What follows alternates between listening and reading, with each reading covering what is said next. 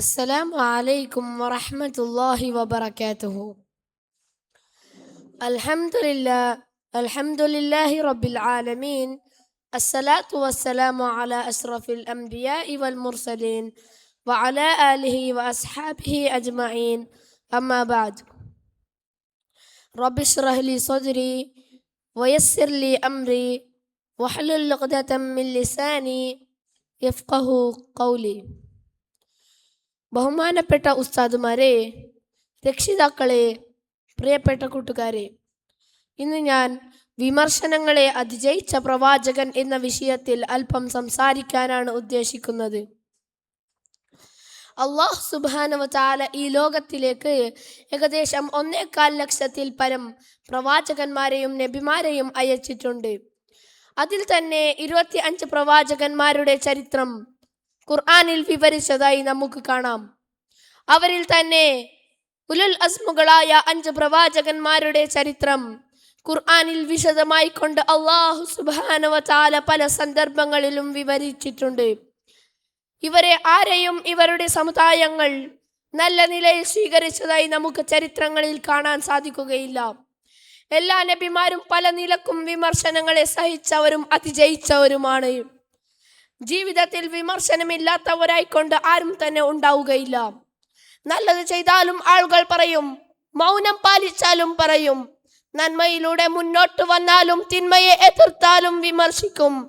എന്നാൽ ഈ എല്ലാ സന്ദർഭങ്ങളിലും അവയെ അതിജയിക്കേണ്ടത് എങ്ങനെയാണെന്ന് പ്രവാചകൻ സല്ലല്ലാഹു അലൈഹി വസല്ലം തൻ്റെ ജീവിതത്തിലൂടെ നമ്മെ പഠിപ്പിച്ചിട്ടുണ്ട്. നമുക്കറിയാം, ലോകത്തിന് റഹ്മത്തായി കൊണ്ട് നിയോഗിച്ചു എന്ന് ഖുർആൻ പറഞ്ഞ ആ പ്രവാചകൻ സല്ലല്ലാഹു അലൈഹി വസല്ലമയെ അവിടുത്തെ ജനത ജാലവിദ്യക്കാരനാണെന്നും എന്നും സത്യം മാത്രമേ പറഞ്ഞിരുന്ന ഖുലിൽ ഹഖ് വലൗ കാന മുറൻ, കൈപ്പാണെങ്കിലും സത്യം മാത്രമേ പറയാവൂ എന്ന് ഉണർത്തിയിരുന്ന സത്യപ്രവാചകനെ കള്ളനാണെന്നും വമാ യംതിഖു അനിൽ ഹവാ ഇൻ ഹുവ ഇല്ലാ വഹ്യു യൂഹാ, വഹ്യല്ലാതെ സ്വഇഷ്ടത്തിന് ഒന്നും പറഞ്ഞിട്ടില്ല എന്ന് അല്ലാഹു പറഞ്ഞ ആ പ്രവാചകനെ ഭ്രാന്തനാണെന്നും കവിയാണെന്നുമാണ് അവർ അഭിസംബോധനം ചെയ്തത്. പ്രവാചകൻ സല്ലല്ലാഹു അലൈഹി വസല്ലമയുടെ ജീവിത കാലഘട്ടത്തിൽ അദ്ദേഹത്തെ ആദ്യമായി വിമർശിച്ചത് തൻ്റെ പിതൃവ്യനായിരുന്ന അബൂലഹബും കുടുംബവുമായിരുന്നു. എന്നാൽ പ്രവാചകൻ സല്ലല്ലാഹു അലൈഹി വസല്ലം ഈ എല്ലാ വിമർശനങ്ങളിൽ തകരാതെ ക്ഷമയോടും സഹനത്തോടുമാണ് അവർക്ക് മറുപടി നൽകിയത്. പ്രവാചകൻ സല്ലല്ലാഹു അലൈഹി വസല്ലമയുടെ മരണശേഷം 1400 വർഷം കഴിഞ്ഞു പോയി. എന്നാൽ ഇന്നും ഇസ്ലാമിന്റെ ശത്രുക്കൾ, വിമർശകർ ആ ജോലി അനുസൂത്രം തുടർന്നു കൊണ്ടേയിരിക്കുന്നു. ഇസ്ലാം യുദ്ധം മൂലം ഭയപ്പെടുത്തി നിർബന്ധിച്ച് പരിവർത്തനം നടത്തുന്ന മതമാണെന്നും പ്രവാചകൻ സല്ലല്ലാഹു അലൈഹി വസല്ലം സ്ത്രീമോഹിയാണെന്നും ഇഷ്ടം പോലെ കല്യാണം കഴിക്കുകയും അടിമകളെ ഉപയോഗിക്കുന്നവനാണെന്നും സ്വന്തം പുത്രന്റെ ഭാര്യയെ കല്യാണം കഴിച്ചവനാണെന്നും 6 വയസ്സുള്ള ഒരു ചെറിയ പെൺകുട്ടിയെ കല്യാണം കഴിച്ചവനാണെന്നുമാണ് അവർ പ്രവാചകൻ സല്ലല്ലാഹു അലൈഹി വസല്ലമയെ വിമർശിച്ചത്.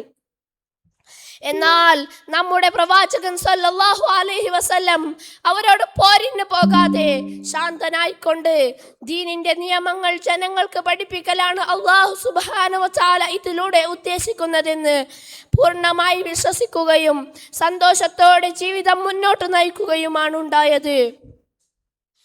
ഏകദൈവ വിശ്വാസത്തിലേക്ക് ജനങ്ങളെ വിളിച്ചപ്പോൾ അവിടെയും വിമർശനമുണ്ടായി. ഞങ്ങളുടെ എല്ലാവരുടെയും ആരാധകരെ നീ ഒന്നാക്കുന്നുവോ എന്നായിരുന്നു ആദ്യകാലത്തിലെ വിമർശനമെങ്കിൽ ഇന്നും ഭൂമിയിൽ എവിടെയും തൗഹീദി വിശ്വാസികൾ ആക്രമിക്കപ്പെട്ടുകൊണ്ടിരിക്കുന്നു. ത്വായിഫിലെ കുട്ടികൾ പോലും പ്രവാചകൻ സല്ലല്ലാഹു അലൈഹി വസല്ലമയുടെ നേരെ കല്ലെറിഞ്ഞു. കാലിൽ നിന്ന് രക്തമൊഴുകി. ജിബ്രീൽ അലൈഹിസ്സലാം വന്ന് ചോദിച്ചു, പ്രവാചകരെ, താങ്കൾ അനുമതി നൽകുകയാണെങ്കിൽ പർവ്വതങ്ങളുടെ ചുമതലയുള്ള മലക്കിനോട് അവരെ നശിപ്പിക്കാൻ അല്ലാഹു അനുമതി നൽകിയിരിക്കുന്നു.